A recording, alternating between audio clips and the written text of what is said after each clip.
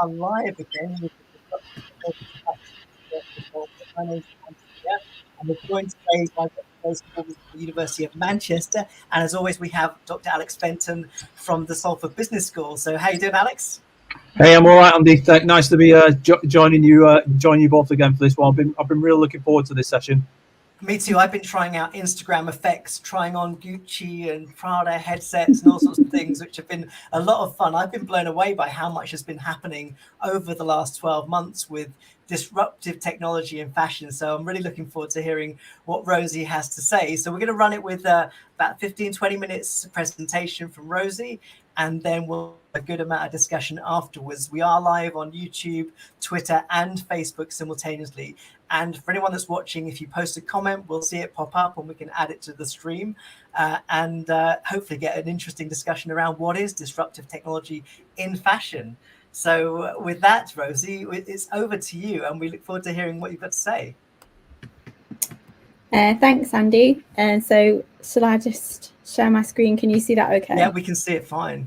Great. So hi everyone, I'm Rosy Boardman. So I'm a lecturer in fashion business at the University of Manchester. I did my PhD in fashion marketing and management, and my research focuses on digital innovation in the fashion retail industry. And I'm particularly interested in how technology can be used to enhance the fashion retail marketing and customer experience, and also improve sustainability.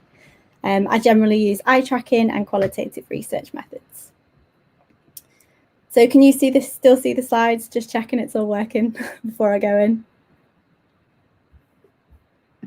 Yeah. That's all good, Rosy. Okay, good. Thank you. So fashion and technology, fashion has been influenced by technology for centuries now. It's not necessarily a new thing, right from the Industrial Revolution, we had looms that completely disrupted the fashion industry. And then about 30 years ago, with the advent of the internet, we've had electronic till systems come into place, but it's really like the last 3 decades have completely sped up the impact in technology, and it really has disrupted the whole industry. Now, because of technology, we've got an increased availability of products for customers. They've got an infinite number of brands to choose from. Lots, they can shop globally, and they can also get a much more efficient and streamlined transactional experience. For retailers, technology has enabled them to completely digitize their operations. They can monitor sales and stock more accurately than ever before. They can create compelling customer experiences and sell across many different channels, and even change their whole production process. So today I'm just going to provide an overview of some of the most exciting technological developments that are currently happening in the fashion industry. And I look forward to having a discussion with you after the presentation as well. So at the moment, obviously, we're in the midst of a global pandemic where lots of, all stores in the UK are now shut. So online retailing, or e-commerce, is now more important than ever. And COVID has only accelerated this kind of growth of e-commerce that's been happening over the last decade, and made it so that companies that have a really good e-commerce offering, they've thrived, and companies that didn't have a very good e-commerce offering have done a lot worse, and some of them have even gone out of business, like the Arcadia brands, for instance. Obviously, with online retailing, now we've got so many retailers to choose from that the market is quite saturated, and customers can be really put off if the website isn't very good. So for retailers, it's really important that they're creating these really effective online experiences. They're making their websites as sociable and playful as possible. We're starting to see chatbots being used on websites, which are like virtual shopping assistants, such as Kik on H&M. And these little bots will provide product recommendations for consumers.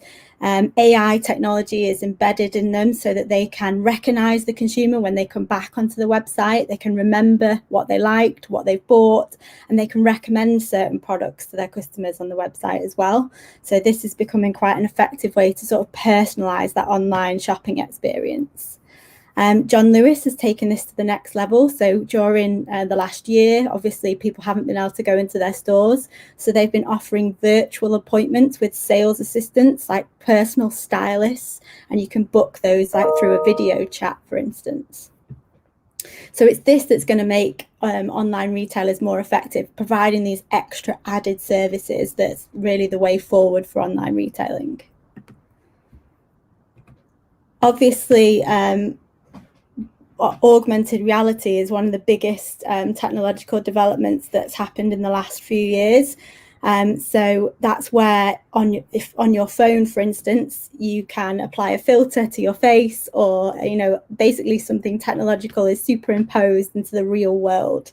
So you can use it as a customer on your smartphone at home in order to see what garments will look like on you, and that can help with your decision making and potentially help returns for retailers, because you're more likely to be able to get a better idea of what it will look like on before you buy it. We've seen lots of retailers use AR technology. So like Converse has used it. You can see in the bottom right hand corner to see what Converse shoes will look like on your feet without having to try them on.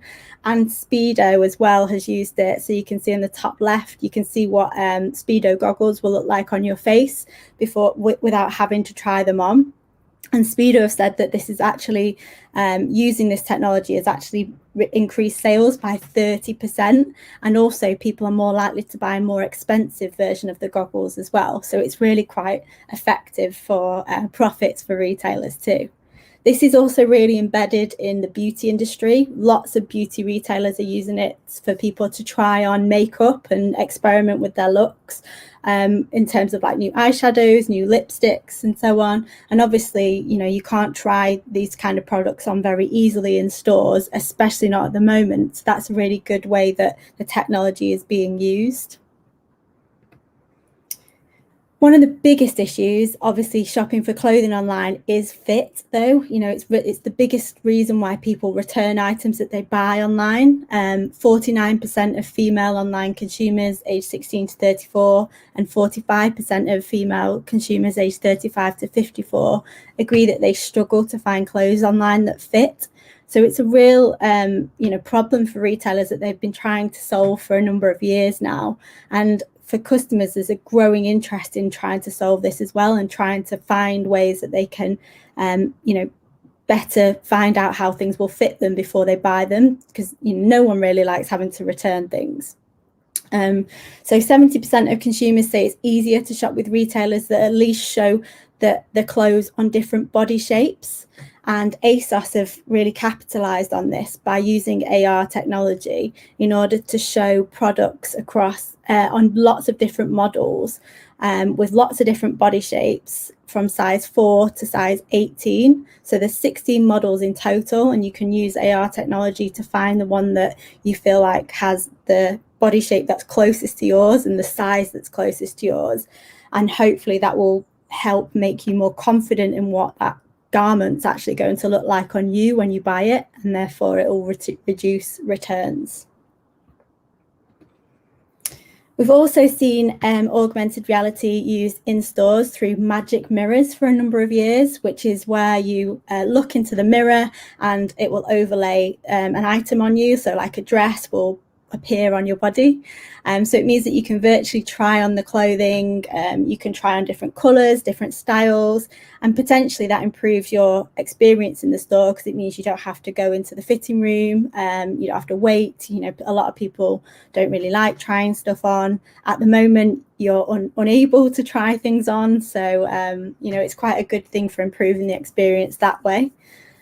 Also, the magic mirror can recommend suggestions of items to wear it with. So if you're trying a top on virtually, it could recommend the trousers to go with it. So it can help to upsell items, which is good for retailers in terms of increasing profits. But also it will provide customers with ideas and, buying a full outfit as opposed to just one item. Also, these mirrors can be used to really measure people's, measurements, so that it can remember that customer. And then when they shop online, it's got their measurements stored, so it can recommend the right fit for you. It can recommend products based on your measurements. So it could say, we recommend you buy this size, for instance. And so theoretically, this kind of technology can enable people to buy tailored items from home using these kind of measurements created from the mirror. We've also started to see this new kind of exciting phenomenon, which is virtual clothing, which means that it's not even real clothing anymore. It's completely digital clothing. And this is only just starting to kind of appear. It's still in its infancy, really. So it's something that's really exciting to watch and see how it develops in the future. So it's, again, using augmented reality technology, and you're not actually buying the garments to wear. They're not actually physical garments, they're virtual garments, so they look like you're wearing them. So you essentially participate in a photo shoot using augmented reality technology to superimpose the garment on you. And you know, all these images, they look are virtual clothing. They look like they're real clothing, but none of them actually exist in real life. Like those Nike trainers are just an image. So it looks like you're wearing those, you know, trainers, that dress, all those outfits, but actually none of those items actually exist. So it's really kind of clever how it looks real, but it's not. This is exciting in a way that people obviously want to keep up with trends and, you know, post pictures of themselves wearing new trends on Instagram. But this kind of fast turnover of trends and constantly buying new items is creating a real problem in terms of sustainability. And we know that younger consumers are concerned about sustainability and the impact that buying all these clothes has on the environment. So it's a potential way to be more sustainable, because you're not actually buying clothes that then end up in landfill because they never existed in the first place. And also it allows you to be really creative and push the boundaries on fashion design as well. The only snag is at the moment that this is super expensive. So this dress in the bottom right-hand corner there, that costs $9,500. And obviously it's not even a real dress. It's just an image of a dress. So, you know, I think there's still quite a long way to go, but it's really exciting for the future. We've also seen technology become embedded in supply chains and completely sort of digitize the supply chain. And we're starting to see technology being used to create more personalized items and on-demand manufacturing. So at the moment, personalization is a huge trend in terms of what customers want. You know, in a world where, especially in fashion, where it's so saturated, so many products look the same, people want to stand out and have their own garments that are individual to them. And this kind of on-demand manufacturing allows people to buy things that are custom made, essentially. So what you can do is you can order something through your smartphone, and with all your measurements in, then get that order sent directly to the factory, where a machine will cut it and make sure that it's all the correct garment, the correct measurements for you, and then a seamstress will finish it. So Amazon is actually the first retailer to trial this. They got a patent for the specific on-demand manufacturing system that allows them to produce any clothing very, very quickly. So they've had that since 2017, and I think this is an area that we're going to see grow more and more. Essentially, it acquires the fabric and it's a 3D printer. So once the customer has made the order, they just cut the fabric out on the machine, and then it creates a garment. At the moment, they're kind of using it for more basic items like t-shirts and you know, vest tops and so on, but it has got the potential to be scaled up and create more exciting items as well. So yeah, that's definitely one to watch in the future. So another technology that's being used in the fashion industry is blockchain technology. So I'm sure you've all heard of blockchain. It's the technology that underpins Bitcoin, which is obviously really famous. But essentially, blockchain is just a distributed ledger technology that records confirmed and validated transactions into blocks, which are then chained together. And the reason why this is exciting for the fashion industry is that all that data is in a block, and it means that it's really transparent to see. So if you've got a product that's created a factory or even before that, when you got the raw materials for that product, you can see that whole product journey all the way through using blockchain, because it can be recorded using the blockchain technology. So each interaction that that product has on the supply chain is a block, and that creates the whole journey for that product. So as a consumer, you could essentially scan an item when it's in the store and be able to see all the way through the supply chain, you know, what happened to that garment. So when it was just raw materials like cotton in the fields, and then that became an actual garment manufactured in the factory, and when it was shipped over in the distribution center, and then, you know, sold into stores. So it allows you to see that the product is being made in a sustainable way, you know, where we're concerned about ethical issues and treatment of workers in factories. Having the blockchain technology means that it can all be transparent. Also, particularly in luxury, people are worried about fakes, you know, fake items. How do I know that this is a genuine Gucci belt, for instance? Well, using blockchain, you can trace that whole journey. So you'll know that it's definitely a genuine item. It's definitely not a fake. It wasn't stolen at any point. And you can genuinely see the whole history of that garment. So, you know, that's really good in terms of helping businesses become more transparent in their supply chain, which is something that we're seeing consumers and organizations really demand from retailers now. Also, big data is a massive thing across all industries. So it has really impacted on the fashion industry as well. Retailers are now using big data, these data analytics, to help analyze the market, see what their competitors are doing, but also see what consumer demand what consumer demand is at the moment. So it allows you to use platforms such as Edited, which is where I've got the screenshots here, and you can spot like gaps in the market. If there's a trend that's starting to do well, you might, as a retailer, you can then make sure that you're stocking that trend, you buy into that trend. And if you can see how your competitors are doing, you can see what's selling well, if you've missed anything, what's not selling well, what kind of discounts your competitors are using. So for instance, at the top here, we can see the discounts, the level of discount that Boohoo had all the way through 2020. And, you know, you can see which regions particular trends are selling well in, which retailers are selling the best in terms of those trends, when stock was replenished, you know, what's the average price for this type of item. So it's really, really good in terms of, you know, allowing you to see all that information and obviously analyze that and interpret it into reacting to that by incorporating those items in your product range.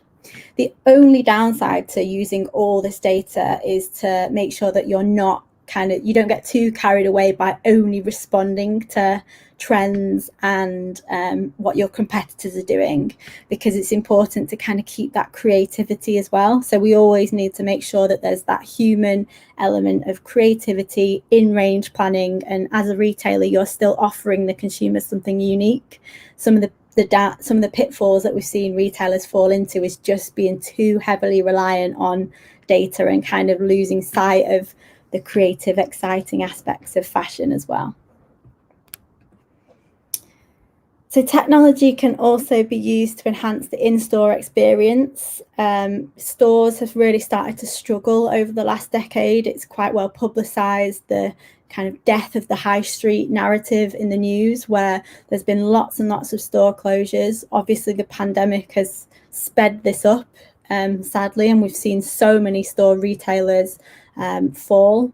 And the ones that have been bought out, so for instance, Boohoo buying like Wallace and some of the Arcadia brands, they're not interested in buying their stores. They just want to buy their data.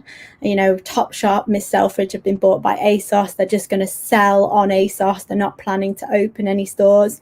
And that's because it's really expensive. It's just not profitable to have lots and lots of stores these days, because people don't need to buy in store. You can buy on your phone, you can buy on your laptop. You know, you don't have to go into a store to buy. So rather than kind of saying, right, that's it, that's the end of stores, that would be terrible. It would be terrible for people that work in stores, and it would be terrible for our high streets as well. You know, we don't want to have high streets full of closed shops. So really one of the solutions is to create stores that aren't just places where you buy a product. They should become places of entertainment and exciting places that you would go as like a destination with your friends, with your family, really, having a nice experience in stores. And that's definitely got to be the focus going forward. So technology can play a huge part in this. Just one example I've got here is Canada Goose, who opened this store in Toronto in 2019. They have just an Elements room. So obviously they sell outerwear. And you can go into that Elements room, which is like a 360 view of the mountains. The temperature is -12, so it's replicating what's actually happening at the top of a mountain. And you can try on the Canada Goose products there and really see how they perform in the right environment. So it's like a really exciting thing for people to do. And obviously it's great to kind of test out those products as well. Interestingly, you can't actually buy anything in that store, as in you can't actually, take the product away with you. There is a way to purchase it through a digital kiosk, so you essentially can order it online to your house the same day or next day, but you don't actually go into the store to buy something. So it's really like a really unique concept in this way, and I think we're only going to start to see stores evolve into these experience destinations rather than places that you would just go to buy something. And obviously technology is integral in that. Another thing that can be used in another aspect of technology that can be used in stores to enhance this experience is virtual reality. So this is where you put the goggles on and it's a 3D immersive environment that you enter into through the goggles. And it means that for fashion brands, they can use this to showcase new ranges. It means that you can, again, see that sustainability aspect of all the way from the factory that a garment is made in all the way to the shop floor. They could show it through virtual reality. And it just makes it an interesting and exciting thing to do. So research shows that, having a kind of virtual reality experience can encourage people to stay in stores longer, and it can also increase consumer demand of certain items that they see through the virtual reality goggles as well. Again, like I said, you can have the sustainability aspect, but we've also started to see designers that showcase their ranges at the Fashion Week shows allow consumers to see them in their virtual reality goggles in stores. So for instance, Tommy Hilfiger, when the fashion weeks are on, you can go into their stores, you can put the virtual reality goggles on and you can watch the Tommy Hilfiger fashion shows. You can go behind the scenes. They're obviously 360 virtual reality, so it feels like you're really there. You've got backstage access to the to the shows as well. So it's like a really exciting, fun thing to do. And obviously, if you're a real big fan of that brand, that's something that you'd be really interested in as a consumer. But I just wanted to kind of put a word of warning in here that it's important not to just add loads of technology into your stores just for the sake of it. So you've really got to make sure that you're using the right kind of technology that would appeal to your customer. So what does your customer actually want to do in a store? You've got to do lots of research to make sure that the investment that you make in this technology is right for them. So for instance, Aldo, the shoe retailer, invested quite a lot of money in providing like lots of tablets around their store where customers could browse for products and they could request them, through the tablet and get it to them immediately to try on rather than having to interact with sales assistants. And they found that this wasn't actually very popular. Customers weren't really using the technology and that they were much more interested in interacting with the sales assistants. And this is obviously one of the important things that stores do that all of the other channels like mobile, online can't do. You can't have a physical person there to help you. So I think stores really need to capitalize on this. It's one of their strengths that they have real humans that you can talk to and get advice from. So they shouldn't be trying to replace humans, interaction in stores. They should keep that element in because it's one of the advantages. So we're starting to see stores evolve from just strictly display and inventory locations to centres for discovery, consultation, and then also try on and pick up. So that click and collect element that's really important now as well. So for instance, Patagonia is an example of a store that's done lots of research and, including to see what kind of technology they should include. And what they found is actually it's more important for consumers to be brought together and to have like a community space where they have activists in that talk about the environment, all the things that their customers are really interested in, sustainability. They have kind of events rather than just having lots of different tech. So it's what's right for your brand as well. So I'm sure you're all familiar with voice recognition software. So things like Google Home Assistants, your Amazon Alexas, Siri on your phone. They've become really widespread. Most people have them in their homes these days over kind of the last 3 to 5 years. And Google research shows that 27% of people that are online use voice search daily on their mobile. So this is obviously going to increase as over the next few years as well. 62% of people use their voice activated like Amazon Alexas to make a purchase. So that's quite high. That's 62% of people will purchase something through their devices. And this has led people to think about how we can incorporate this in the fashion industry. And so we're starting to see, particularly now that Amazon's got fashion, this is obviously a natural jump with your Alexas that you could buy through your Alexa, buy items through your Alexa. However, 70% of purchases that are bought through devices like your Alexa are repeat purchases. So people aren't tending to buy things that for the first time. So this wouldn't really work well with, say, a new dress. It's more likely going to be something that you've already bought and you just need to repurchase. So maybe, black T-shirts or something like quite basic. But ultimately, it still has the potential. It's still quite new, so we might see it develop more and more in the future. I think it's quite an interesting area to watch. And right now it is for quite low margin products rather than lots of exciting fashion items. But who knows where it could go in the future. We've also started to see visual search come into play with fashion retailing, and this has been a lot more popular than voice search. So this is where it allows you to, instead of typing in a word in a search bar, just upload a picture into the search bar, and then the retailer will suggest items that look similar to that picture.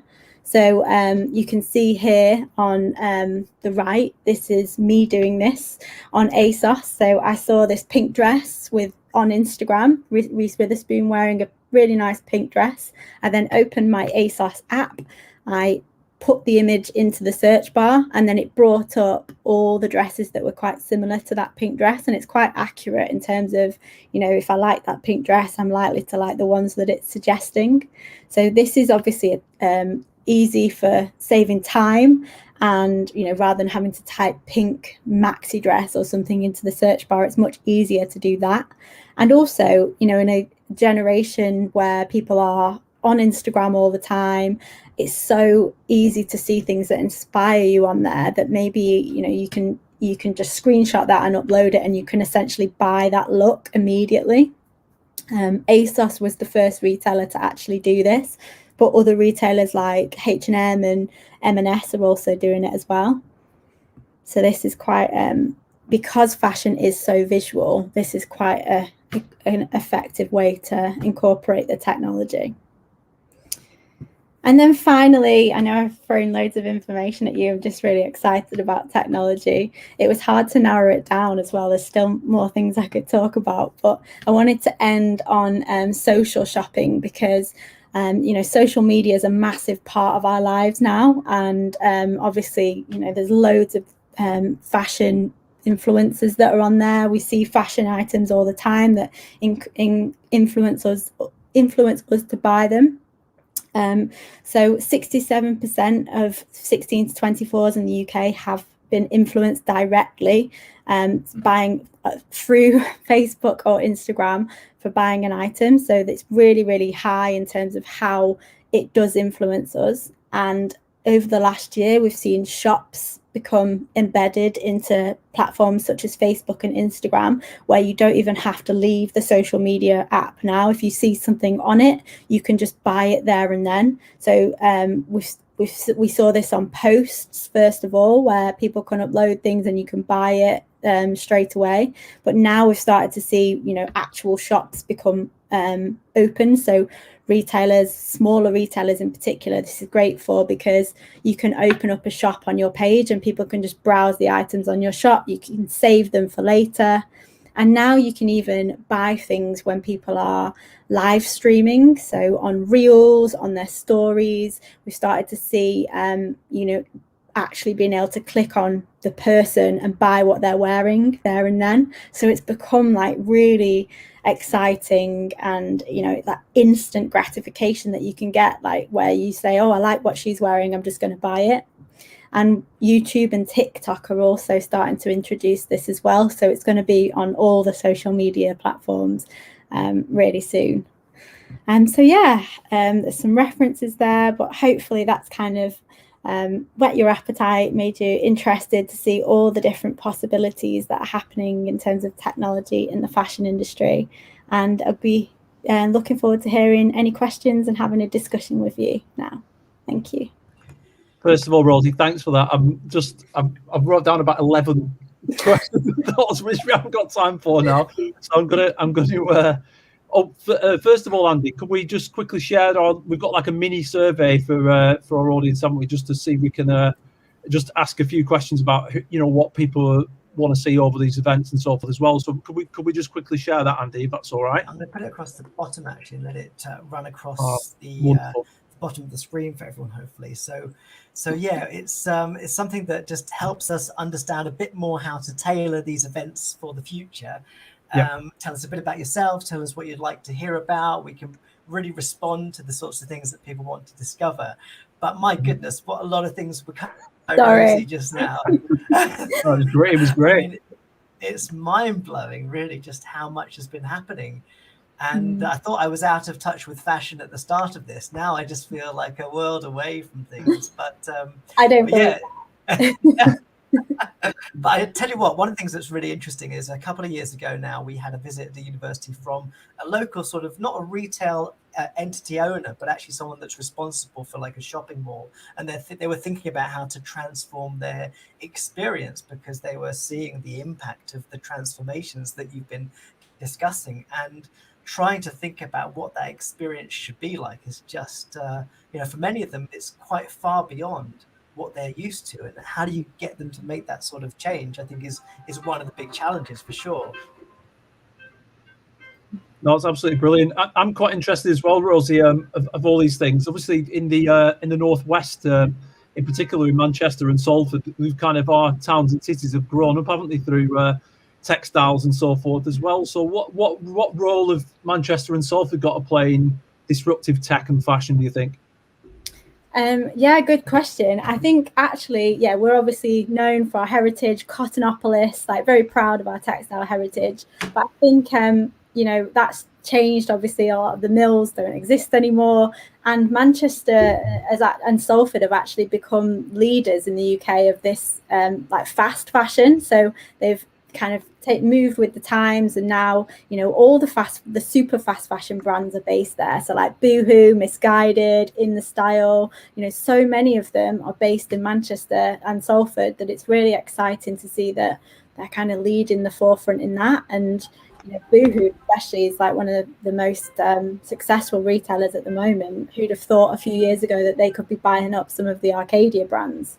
So I think it's really become that destination for fast fashion or super fast fashion and online. And we see a lot of the online retailers are the ones that are not scared to embrace the new technologies and have all these exciting experiences with them as well. So I think, yeah, we're definitely leading the way in the Northwest. Brilliant stuff. Thank you.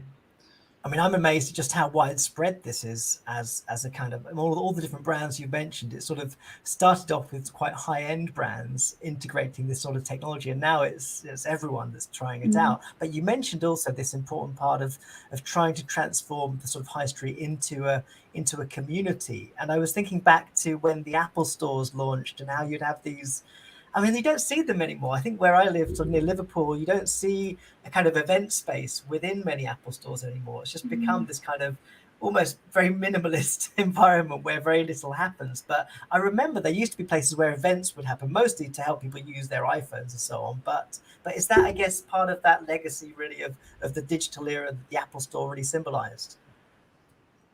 Yeah, I think Apple are one of the I mean, obviously they're like a massive leader in tech anyway, but they were really innovative when they first launched their stores because there wasn't just like a traditional till point either, just things like that. It was like unheard of where do we queue? Oh, you don't queue, you just buy it here with the sales assistant. So it was really innovative in that way, and I think we'll definitely see more of that. I think the brands that are doing well are the ones that are sort of completely rethinking the way that a store functions and its purpose, because you can't just it's not profitable now to just buy stores, loads and loads of stores, and just have them as a place where transactions happen. There needs to be a reason for people to go. We don't have to go to a store to buy things. So it's about capitalizing on the advantages of it, like that social element that you can go somewhere with your friends and you can have a meal in some stores have got cafes, some stores have got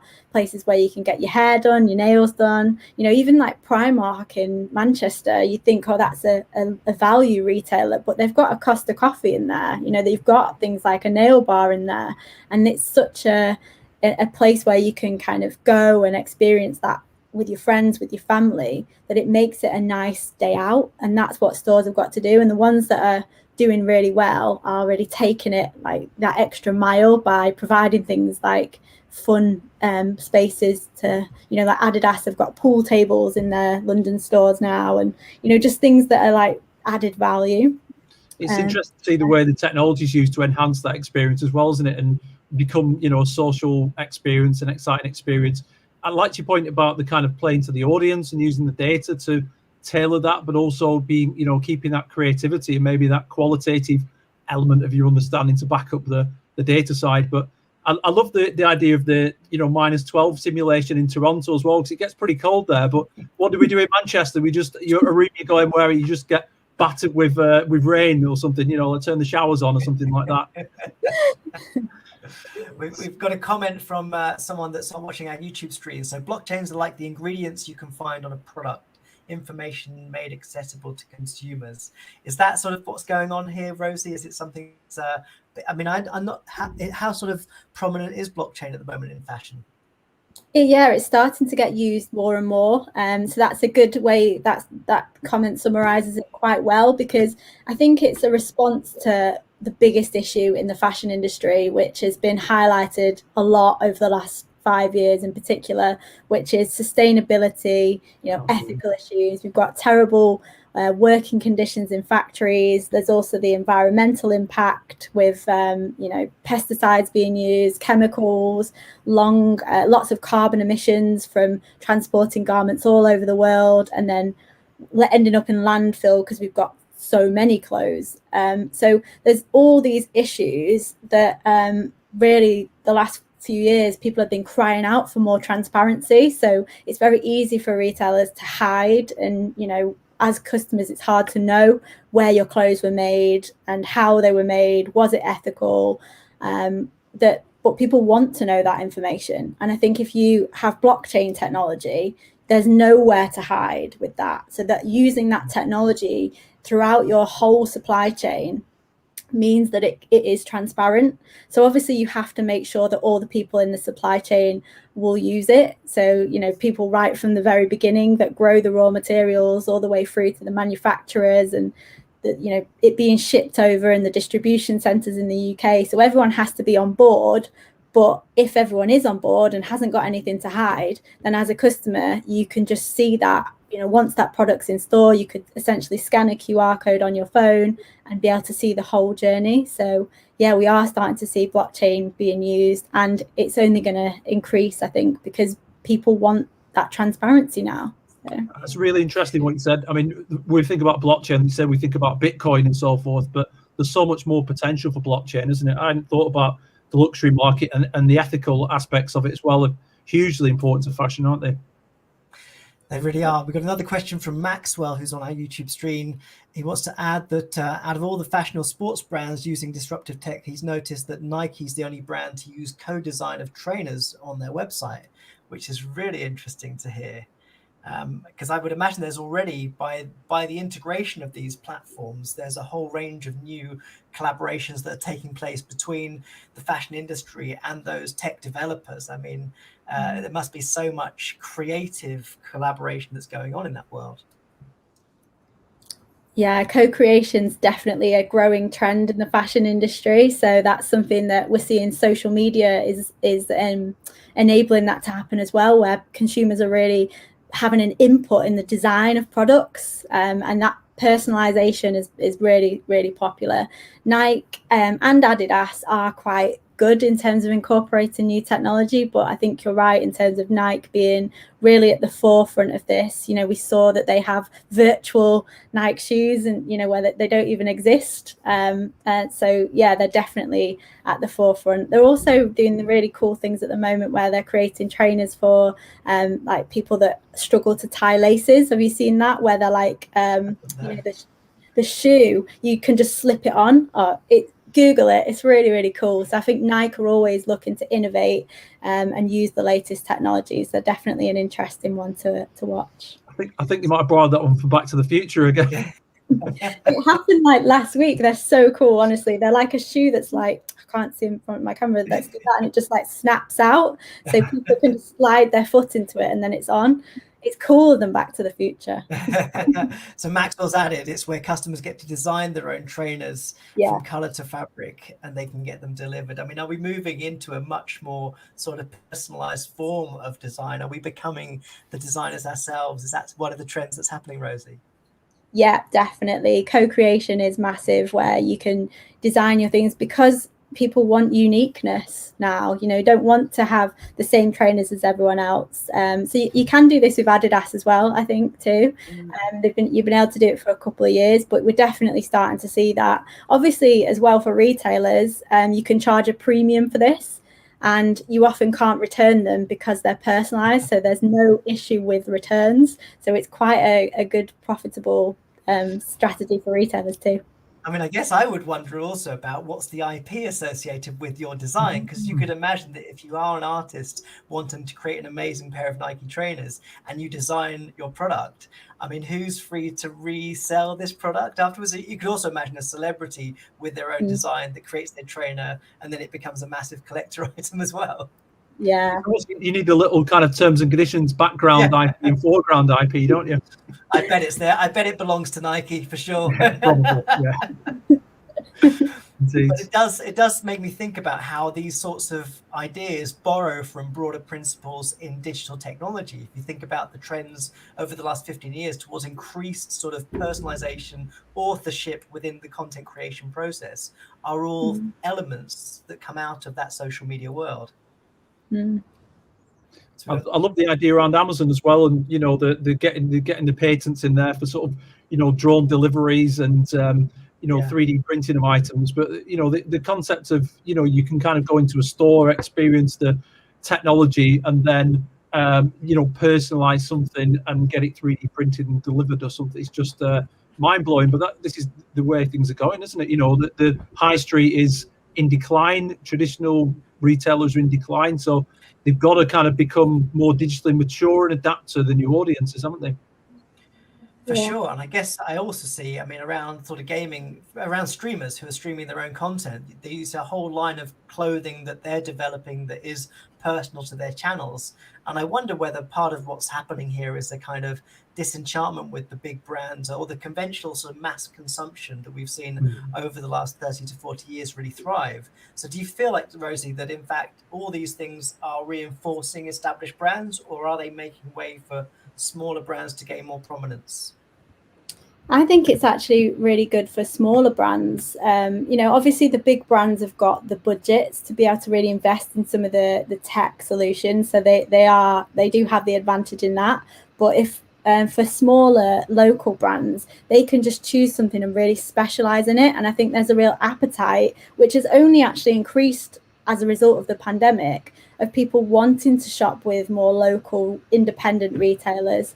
So, and have a purpose. They don't just want to shop with, chains anymore. People want to shop with retailers that really have, an ethical stance, or like a real reason for being, or a real specialism. So I think we'll start to see a move away from all the big chain stores in the future, except the ones that can really stay innovative. And we've seen this, in the last year, massive retailers have collapsed, like Debenhams, Coast, Karen Millen, Topshop, all the Arcadia brands, which you would never have thought could happen, but they've just not innovated enough. And at the same time, we're seeing these exciting little independent brands come through. I think it will change. What's really exciting as well is, we've got, our students, when it comes to these assignments, we've got an opportunities like business incubators. So many great ideas for sort of disruptive tech and fashion businesses coming from people in their early 20s. So I think that's a really positive sign for the industry as well, isn't it? And it relates a bit to this additional comment we've got on our YouTube stream about whether there's an option for ethical, sustainable fabrics. Do you think that becoming an ethical producer is now a requirement to make sure that your brand can flourish? Has that become a bigger value? I think definitely, in terms of all brands now definitely need to be ethical, and we're seeing more and more brands incorporate more sustainable fabrics into their ranges. Whether they're all sustainable in terms of a brand is questionable. We do have a lot of greenwashing that goes on, where brands who are fast fashion brands are claiming to be sustainable when actually they're not. So sometimes it is used for marketing purposes, but truly sustainable brands do exist, and they are often a lot more of the smaller brands. And it's really cool how many different types of sustainable fabrics are being used. We're starting to see lots of experimentation in this space, so that will definitely come to the fore. Fabrics grown from plants and all sorts are starting to happen, and even things like lyocell, which is a sustainable fabric, that's becoming quite mainstream now. It's really similar to cotton, and it's a lot more sustainable to produce, because cotton just requires so much water when you grow it, that it's really bad for the environment in terms of all the water wastage. So there's some more sustainable fabrics that are starting to come through for bigger brands and smaller brands, but then I think the smaller brands are the ones that are really innovative in terms of the more exciting sustainable fabrics. But it's just hard to, it's like a bit of a chicken and egg with it, because the sustainable fabrics are sustainable because they're not grown at a mass scale. So if you start to then use these at mass production level, that will require lots of things like lots of water and things. So we're never going to get to a point where mass fast fashion can be sustainable. I just don't think that concept can exist. But I do think that we are starting to see more sustainable fabrics being incorporated slowly and in a sustainable way. What role do you think social media's got in sort of holding the fast fashion companies and others to account about their ethical practices? Oh, it's huge. I think it creates a huge pressure on brands, and that's why we've only started to see this kind of pressure starting to happen in the last 5 years, because before that, you know, social media didn't really become massive until about 2010, and it's only growing every year. So it's still quite new, and it's allowing us to see what brands are actually doing. Whereas before social media and before the internet especially, brands could hide and they weren't really bothered. Whereas now you've got people like Stacey Dooley last year, like, you know, investigating all the way through the supply chain, that then as soon as people hear of it, they broadcast it on social media, and there's, you know, it gets retweeted a million times. There's huge pressure on brands. You know, we've seen Boohoo time and time again come under fire for their factory working conditions in Leicester. And that they're responding to that. Misguided have also had a few, you know, many brands have been called out on this, and they've had to respond because it's blown up on social media. So I think it's great that consumers constantly put the pressure on brands and force them to act ethically, because, you know, often acting ethically isn't the most profitable thing to do, and it's making brands sort of care more about, you know, social responsibility and rather than just profits like they have done in the past. Brilliant. We are nearly out of time, I'm conscious. I did want to ask Rosy one more thing before we wrap up, because you mentioned a minute ago how you didn't feel that in order to be sustainable, you have to be a smaller company.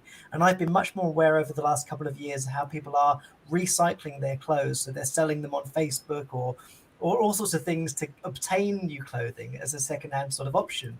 Is that a growing industry? Is that a bigger part of the fashion industry at the moment? People not buying firsthand but buying secondhand? And is it a threat to the sort of the existing companies that are trying to sell us new products? I think definitely that's a big thing. It's a good question in terms of we are starting to see people, you know, obviously they're more aware of it now, but shopping at charity shops is now not as taboo as it once was. You know, 10 years ago it was, you would be seen as like a cheapskate, or it wouldn't be the thing to do, like shopping in a charity shop, whereas now it's like it's seen as more environmental, so it's fine, it's acceptable. I think it's never going to be a threat to big brands because people are always going to want to buy new items. And there are opportunities. You know, Selfridges now has a rental department. So they've teamed up with Vestiaire, which is a second-hand luxury rental company, and they actually allow you to rent luxury items. So we might see more and more of companies kind of team up with second-hand, vintage and rental companies. I think that we'll start to see that incorporated into their business models. That's really interesting. It relates to a couple of the other comments we've had on the stream about sustainability and trying to discourage people from consuming too much. I remember a couple of years ago, Vivienne Westwood launched a new line of clothing, and as part of the promotions for it, she said to people, "Don't buy my clothes," which is, I think, easy to do if you're Vivienne Westwood, but it does sort of speak to this idea that we are too fast with our fashion. And in fact, whereas there used to be maybe 3 or 4 seasons, there's now a new season every month in a high street store. So it does feel like there's a tide of change coming. Speaking of which, we're out of time, and this has been a real whirlwind into the fashion industry. So thank you so much. We've put at the bottom of our page here a link to an audience survey just to help us streamline our content and let us know what you think about these sessions. So thank you, Rosy, for being here. It's been fantastic to hear from you about all these wonderful things. And I think I'll hand over to you, Alex, to wrap things up.